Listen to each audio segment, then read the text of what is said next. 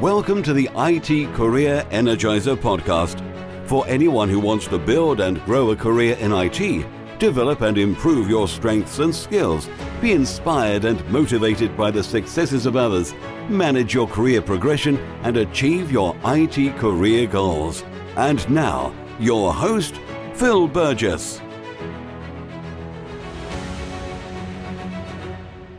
Welcome to episode 36 of the IT Career Energizer, a weekly podcast where I chat with inspiring IT professionals, consultants, and experts from around the world. To find out more about the podcast, visit itcareerenergizer.com. And don't forget to subscribe to get new episodes automatically downloaded to your device. And now let's chat with today's featured guest, Jay Miller. Jay has been a system administrator for the military and in the private sector since 2008. He actively participates in several online communities, learning to develop in different languages such as JavaScript and Python. Jay's involvement in these communities led him to starting the Productivity in Tech podcast. So Jay, can I ask you to expand on that rather brief bio and tell us a little bit more about yourself? Sure. My name is Jay Miller. I was a United States Marine. I was a system administrator in the Marine Corps for 5 years, where I served in Southeast Asia. I got to travel all over Southeast Asia to Thailand, Hong Kong, Singapore, mainland Japan, so many other places. And I got to experience many different cultures and how they all worked with the IT space in that experience. Once I got out of the military, I jumped into the private sector, where I am still employed to this day as a system administrator and SharePoint administrator.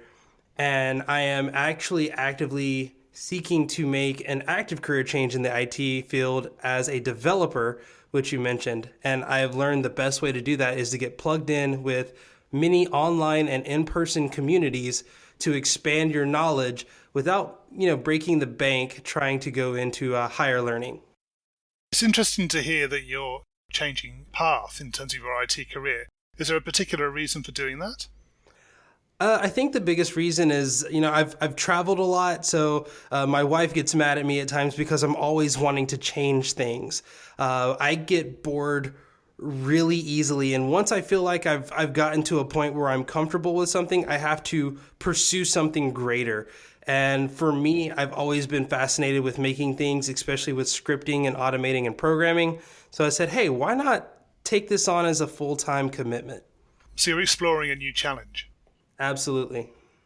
Can you share possibly a unique career tip that the IT Career Energizer audience need to know and probably don't?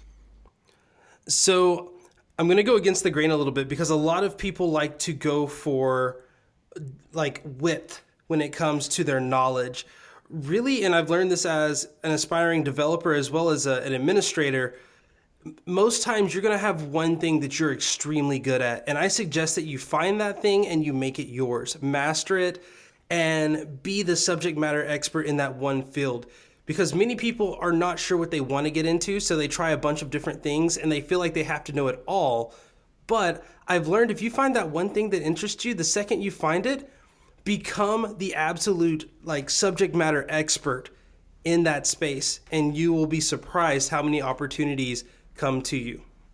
I think you're right. I think being an expert in a particular area certainly gives you that ability to promote yourself more effectively and progress your career more efficiently. Definitely. And if you even look at the automation space now, a lot of artificial intelligence, they're not taking over the jobs of the specialists, they're taking over the jobs of the generalist. So if you know a limited amount of knowledge in a bunch of spaces, well, so does, an AI. But if you can really go deep and dive deep into one specific space, you'll have a job for years to come. Can you tell us about your worst IT career moment and what you learned from that experience? I would think my worst IT career moment would definitely be when I was building my online community. I was building the Productivity in Tech community, and I let the community dictate what I wanted out of it. And I can kind of expand on that a little bit. Basically, in order to grow the community, we learn these ideas for marketing and how to make things better. And one of the big things is listen to your community, which I absolutely agree with. However, I was attracting the wrong people. I was attracting the wrong audience. So they were looking for something different than what I was providing. And instead of saying that and staying true to myself, I actually wound up changing the way that I hosted the podcast, the type of guests that I brought on, the content that I was delivering, and it made me absolutely miserable. I even got to the point where I got physically ill, and that was painful. So in terms of what you learned from that, what did you do? Well, I did probably one of the scariest things ever. Our community had about 2,000 members in it, and I gave that community away and started over. And I made a promise to myself that I was going to have to do it, but I was going to set clear rules as to what I would and would not do. And kind of translating that into the IT space, there are always going to be opportunities that pop up, kind of like what I said earlier about staying true to yourself. If you jump on every single opportunity that's available to you, then yes, you might be seen as the go-getter, as the heavy hitter, as that person that you can always rely on. But what will happen is you'll wind up driving yourself to illness, depression, and maybe even burnout. And that'll shorten your IT career's lifespan drastically. Yeah, I think a lot of people go through periods where their career doesn't feel like it's going anywhere, and that can potentially happen. So yes, I quite understand what you're saying. Can you take us to your career highlight or greatest success and tell us about that? I think the career highlight that I had was either starting the community, either saying, hey, this is exactly what I want to do, transforming it and actually turning it into a profitable community for me. But if we're talking about IT, I would definitely have to say the highlight of my career is being in Oshima Island, Japan, right after the giant tsunami hit them in 2010, 2011. It's kind of hard to remember at this point. But I had the opportunity to set up a network that helped bring food, resources, and many other things, and as well as some cleanup efforts to a devastated island. I mean, these were people that were living off of a bowl of rice a day. And we were able to give them a little bit of their humanity back, a little bit of their life and their belongings back. But we were also able to help get them set up to where they would, continue to thrive as a big fishing economy in that area. So yeah, that must be very satisfying to know that your efforts make such a big difference to people's lives. Absolutely. And I would definitely encourage people that if you're doing a job that you don't get fulfilled from, look into that. I mean, really look at that, because I didn't know how fulfilling, setting up networks and installing systems could be until you really got to see the true impact that it brought, especially to someone in such a drastic condition. So what excites you about the future of the IT industry and careers in IT? I think it's always changing. I think there's going to be new opportunities, and you can really define yourself in this space without having to compromise. As I've said, my life has been, for a while it was a lot about compromise, and now it's choosing not to compromise.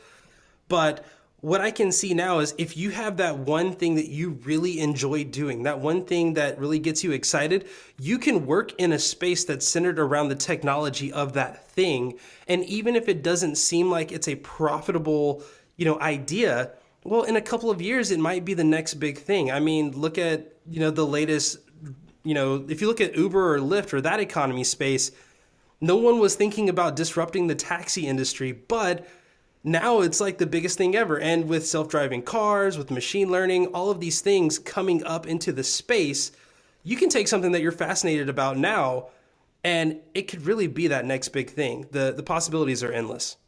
Yeah, I agree, absolutely. I think there are so many, as you say, possibilities that we just don't know where technology is going to take us. So yes, I think opportunity will be there for everyone. We're going to go into the reveal round now. Are you ready for this? Absolutely, let's do it. Okay. So what first attracted you to a career in IT? Well, I have to explain the first time I ever messed with a computer. I was about 5 years old, and I took apart my grandfather's computer when he wasn't paying attention. And over the next 3 years, he made me put that computer back together. And once I started to understand what each component did and how it operated, and of course he was more than willing to help me in that process, but it became a project. It became something I was fascinated with. And from there, it just spread. What is the best career advice you've ever received? If you think you know what you want to do that thing. Getting out of the military was a very tough decision for me. I had just gotten married. The military has a lot of stability in it, but I knew that I wanted something different. And I was being asked to stay. I had people in my unit, people at our command that knew of me, that knew of my experience, my deployment history, and said, you would make a great career as a Marine.